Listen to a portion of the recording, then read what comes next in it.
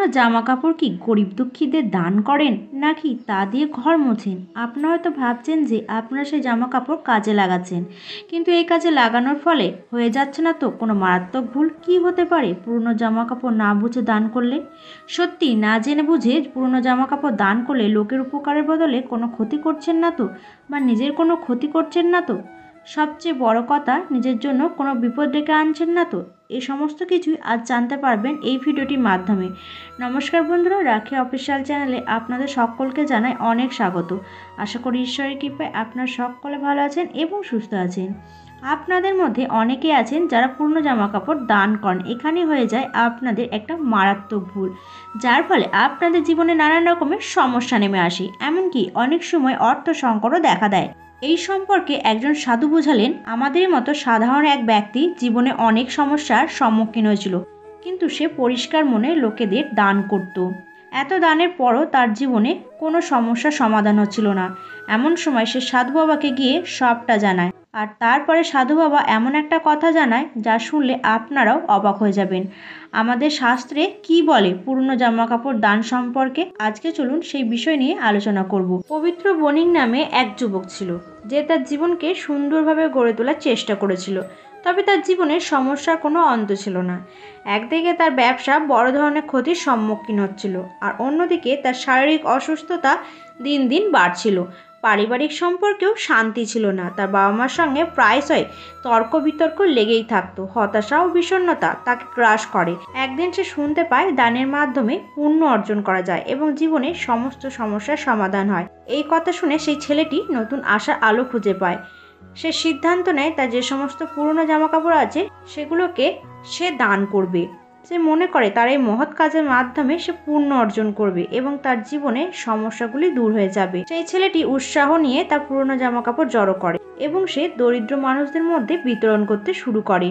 প্রতিবার দানের পর সে ভেবেছিল এবার হয়তো তার জীবনের সমস্ত কষ্ট দূর হবে, কিন্তু বাস্তবে দেখা যায় সম্পূর্ণ বিপরীত চিত্র। দানের পর তার জীবনের সমস্যা যেন আরও বেড়ে যায়, ব্যবসার অবস্থা আরও খারাপ হতে থাকে, শরীরের অসুস্থতা বাড়তে থাকে, এমনকি তার পরিবারেও অশান্তি লেগে থাকে।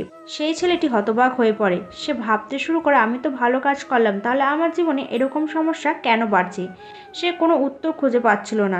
সমস্যার সমাধান খুঁজতে তার পাড়ার মন্দিরে যায়। সেখানে মন্দিরে এক সাধুর সঙ্গে সে দেখা করে। কেন যে তার জীবনে অশান্তি বাড়ছে সে সাধুকে জিজ্ঞাসা করে। সব শুনে সাধু বাবা তাকে জিজ্ঞাসা করেন, তুই যখন দান করিস তখন দানের বদলে একটা টাকা নিস তো? পবিত্র অবাক হয়ে উত্তর দেয় যে, কেন নেব টাকা? দান তো নিঃস্বার্থ হওয়া উচিত। সাধু বাবা হেসে বলেন, তুই ঠিক বলছিস, তবে শাস্ত্রে উল্লেখ আছে দানের সময় একটা টাকা নিতে হয়, কারণ যদি দানের বদলে কিছু না নিস তবে সেটা ঋণের মতো হয়ে যায়, আর ঋণ কখনো মঙ্গল আনতে পারে না। তাছাড়া পুরনো জামা কাপড় সরাসরি দান করলে বা ফেলে দিলে তা থেকে নেতিবাচক শক্তি বা নেতিবাচক মনোভাব ছড়াতে পারে।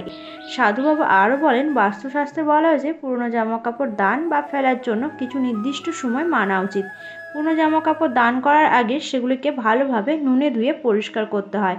এই প্রক্রিয়া নেগেটিভ এনার্জি দূর করে। যদি তুই দান করিস তবে প্রাপকের কাছ থেকে একটা টাকা নে, এটা দানের নিয়ম। তিনি আরও বলেন, যদি কেউ জামা কাপড় নিতে না চায় তবে সেগুলোকে জঞ্জালে ফেলে না দিয়ে কাছাকাছি কোনো জলাশয়ে ভাসিয়ে দিতে পারিস। অনেক জায়গায় পুরনো শাড়ি বা কাপড় নিয়ে বাসন বালতি কেনার প্রচলন আছে। এমনকি ত্রাণের সময় যখন পুরনো জামা কাপড় দেওয়া হয় তখন সেগুলোকে ভালোভাবে ধুয়ে পরিষ্কার করা উচিত। সাধু বাবার পরামর্শ অনুযায়ী সেই ছেলেটি তার দানের প্রক্রিয়া পুরোপুরিভাবে পরিবর্তন করে। এখন সে দানের আগে প্রতিটি জামা কাপড় নুন দিয়ে ধুয়ে পরিষ্কার করে নেয়, আর যখন সে দান করে তখন প্রাপকের কাছ থেকে একটি টাকা গ্রহণ করে। এভাবে সে দানের সঠিক নিয়ম মেনে চলতে থাকে। কিছুদিন পর সেই ছেলেটি বুঝতে থাকে তার জীবনের সমস্ত সমস্যা ধীরে ধীরে কমে যাচ্ছে, তার শারীরিক অসুস্থতা সেরে উঠছে, ব্যবসায় মুনাফা বাড়ছে এবং পারিবারিক জীবনেও শান্তি ফিরে আসে। সেই ছেলেটি বুঝতে পারে শাস্ত্রের নিয়ম মেনে চললে প্রকৃত সুফল পাওয়া যায়। শাস্ত্রে এটাও উল্লেখ আছে যে পুরনো জামা কাপড় দিয়ে কখনোই ঘর মোছা উচিত নয়, তাতে ঘরে নেগেটিভ এনার্জি ছড়ায়। সবসময় পরিষ্কার জিনিস দিয়ে ঘর মোছা উচিত, এতে ঘরে পজিটিভ এনার্জি বজায় থাকে।